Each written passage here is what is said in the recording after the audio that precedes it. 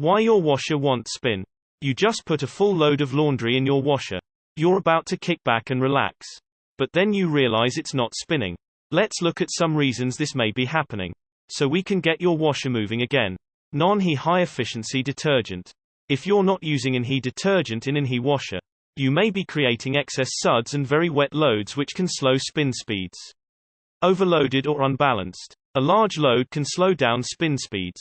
2. Especially if it's tightly packed or unbalanced. Balance a load by evenly distributing all the items around the wash basket.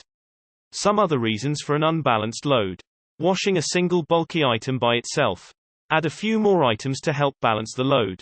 Drain hose installation. If your washer is not spinning and water is standing in the tub, check for proper drain hose installation. Especially if your spin light is on.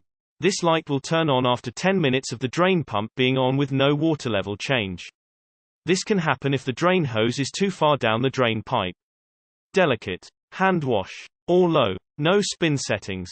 These settings naturally have slower spin speeds. And they allow more water to remain in the load at the end of the cycle to help keep delicate fabrics from shrinking and wrinkling. If you want to remove that extra water from the cycle, select Drain and Spin. Add a garment feature. Did you wait until the indicator light was on to add items?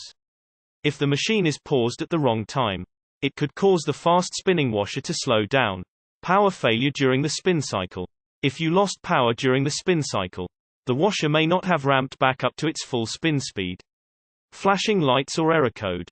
Lid lock light flashing. The lid may appear to be closed but not be locked, and therefore won't spin. Check for anything in the way.